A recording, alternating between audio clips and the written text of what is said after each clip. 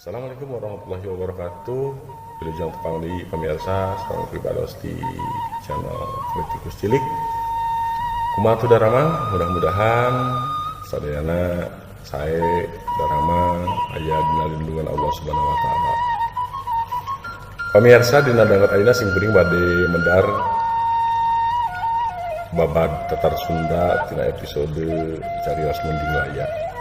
Tapi satu acana mangga anu teu acan subscribe maka mencet wae tombol subscribe-na supados jasa ngawangun channel ieu langkung saya kapayuna.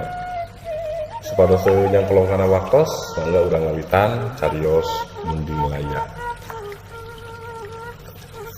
Prabu Siliwangi ngagaduhan dua urang garwa nyaeta Nyimas Tejamantri sarta Nyimas Padmawati anu jadi permaisuri. Di Nyimas Tejamantri Prabu Siliwangi nganyingkeun saurang putra nyaeta Guru Gantangan. Sedengkeun ti permaisuri Nyimas Padmawati raja nganyingkeun putra anu diwastaan Mending Laya. Beda umur antara Guru Gantangan jeung Mending Laya pohara jauhna. Waktu Guru Gantangan ditunjuk jadi bupati di Kutabarang sarta geus laki rabi, Mending Laya masih keneh budak leutik keneh. Alatan teu boga anak, Guru Gantangan miara anak puput anu dibere ngaran Sunten Jaya. Guru Gantangan oge hayang ngurus jeung ngagedekeun Mending Laya minangka anakna.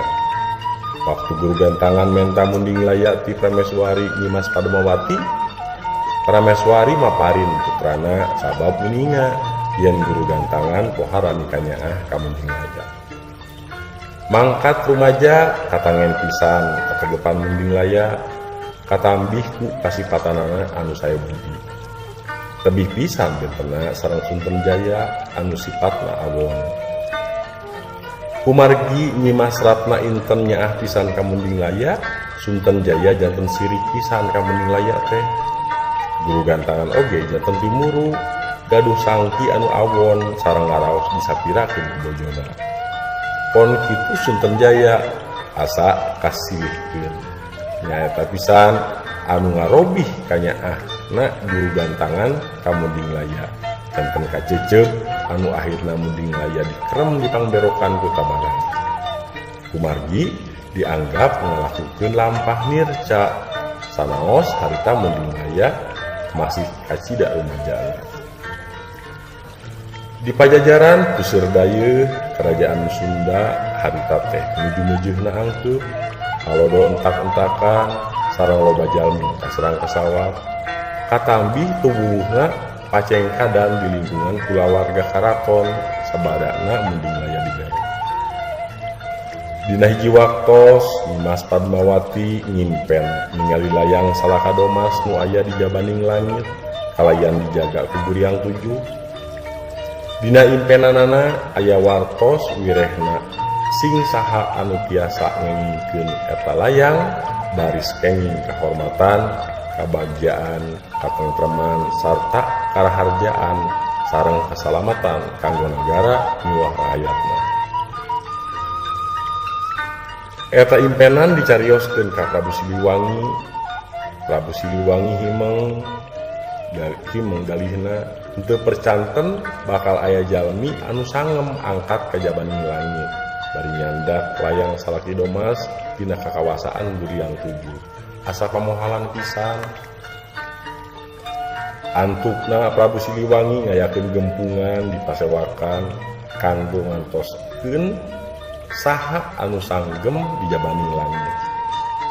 Pasewakan diluhuhan ku rahayat Pajajaran, Nyimas Tejamantri, Guru Gantangan sareng putrana Sunten Jaya. Tapi heuneuh saurang oge anu nembongkeun kasayagian. Kilengser ngusulkeun supados Mending Laya anu aya di pangberokan Kutabarang oge ditaros. Sanaos usulan kilengser teu disatujuan ku Sunten Jaya sareng Guru Gantangan, ngariung rempung satuju kana usul kilengser. Mending Laya diusulkeun supados enggal dibebaskeun, patih gelap nyawang sareng Kidang Pananjung nyuhunkeun idin ka Gusti Gantangan supados ngaluarkeun munding laya nya pambelokan. Saparantos ngalakonan sadayana panalek ti balarea munding laya kalawan henteu ngawagi langsung bae nampi sagala pancen piramana Prabu Siliwangi. Patih gelap nyawang jeung Kidang Pananjung gasik petahar kanggo menyangkeun munding laya ka Jabaning Langit. Sababaraha dinten munding laya dilatih perang sareng rupi-rupi ilmu gelut sinareng ngagunakeun rupi-rupi pakarang kanggo mayunan sagala halang dina lampahanana. Oge henteu kakantun munding laya diancugkeun kana leuwih sipatahunan supados bersih jiwana. Dina dinten entos ditangtoskeun munding laya angkat kalawan pangesto ti ibu sareng ramana diiring ku gelap nyawang sareng Kidang Pananjung oge ti sakumna rahayat pajajaran. Kumargi munding laya henteu kungsi angkat-angkatan kaluar pajajaran, anjeunna henteu terang jalan. Sumerah kanu maha kawasa, munding laya angkat kalangkungan leuweung geledegan kanggo ngajugjug Jabaning Langit. Dina lampahan ka Jabaning Langit munding laya ngalangkungan ka karajaan bawahan pajajaran nyaeta Karajaan Alit, Karajaan Muara Beres, atanapi Nagri Tanjung Barat nu aya di Pasar Minggu Jakarta Selatan kulon. Di eta nagri munding laya pependak sareng Dewi Asri. Dewi Asri anu dikenal oge minangka Dewi Kania atanapi Dewi Kinawati teh putrina mental buana mincuna munding kawali. Munding laya sareng Dewi Asri kedal pasini janji bade patepang. Saparantos munding laya rengse mancen tugas ti ingkang hana. Salajengna munding laya dijajab ku Patih Gelap Nyawang sareng Patih Kidang Pananjung oge teuteub Dewi Asri. Patih Gelap Nyawang jeung Patih Kidang Pananjung gura-giru nyayagikeun parahu kanggo munding laya ngajugjug ka atas angin. Dugi ka Pulo Putri, Patih Kidang Pananjung sareng Patih Gelap Nyawang dipiwarang nungguan munding laya dugi karengsena ngemban pancen nyangking layang Salakadomas. Lalakon lalampahan munding laya salajengna si horeng sanes orang jalan ngabulungbung anu caang padang narawangan malihan jalan anu rembet rumpil sareng loba cucuk pungkang sareng rang-rangna anu ngahalang-halang kana lajuna lalampahan munding laya.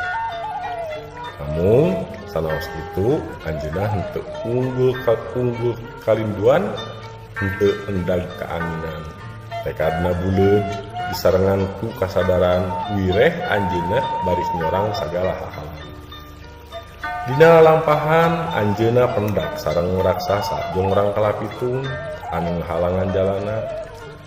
Namun eta raksasa tiasa diayonan ku munding laya. Rengse ngaloyonan jongrang kalapitung munding laya reureuh ngumpulkeun deui lelembutanana anu kabeh batu urusan dulu. Munding laya nyang saya kana tangkal katapang nyawang pilampaheun anu natrat nang angen-angenna. Manahna manteng kanu Maha Agung sangkan laksana pendana sakumaha anu di pancenkeun ku Ramana. Sukmana kumalayang ngambah ka awang-awang. Kalawan dijajab ku jongrang kalapitung munding laya naek ka langit kahiji, teras kadua, katilu, sareng saterasna dipungkas dugi ka langit anu katujuh. Di langit anu katujuh munding laya paampok sareng guriang tujuh anu ngajaga layang Salakadomas. Munding laya nyarioskeun maksadna wireh anjeunna peryogi layang Salakadomas kanggo nagarana anu nuju nyorang katunggaraan, kacengkadan, kasawat sareng kahalodoan. Namun eta layang henteu dipasihkeun ku guriang tujuh. Munding laya mesatris namung dumadakan aya gelap ngabaranyai disarengan sora ngajegur mata katorekan. Munding laya ti pental ragrag kalangit kagenep ngalempeh tempes-empes. Di kahyangan para pohaci pating lalengis mari dangdam utamina pohaci wirumananggai anu kacida pihatina ningali munding laya ngalung sareng babatang. Munding laya disangkeh teras disenderkeun dina lahunan lalaunan embun-embuna ditiup bari diparancahan. Saparantos munding laya hirup deui nyi pohaci mamagahan anjeuna supados teu ngalawan ku cara anu heuras malih kedah ngalawan ku kasabaran. Nurutkeun kumaha kahayangna. Munding laya naik deui ka langit katujuh pendak sareng Guriang Tujuh. Guriang Tujuh ngawitan ngahargaan kana karep munding laya anu gaduh tekad bade ngadamel kasayang. Hayang salaka domas dipaparin ka munding laya. Kacarioskeun di kuta barang Sunten Jaya sasat jigrah saangkatna munding laya ka jabaning langit. Asa mobok manggih gorowong aya jalan kebo muntas meungpeung munding laya nuju suwung di nagara Sunten Jaya bade maranan Dewi Asri kanggo diolok supados kesaeun di janten penjajona. Sunten Jaya mapa gua dia balad miang ka muara beres.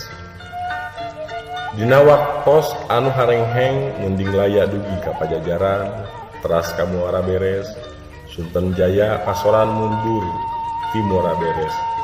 Salajengna Prabu Siliwangi ngangkat munding laya janten raja di pajajaran kalayan gelar munding laya di Kusuma. Dikelami ti harita munding laya ngajodo sareng Dewi Asri pajajaran janten aman deui sareng subur makmur Ginawi. Mung sakitu pamirsa carios munding laya mugia biasa di canak saena mangrupi tekad ngabela nagara ngabela rakyat munding laya meskipun nyawa taruhanana. Janten di mana aya niat anu sae, di mana aya tekad anu buleud, insyaallah sagalana pasti bakal aya jalan kanggo ngabereskeunana. Billahi taufiq wal hidayah. Wassalamualaikum warahmatullahi wabarakatuh.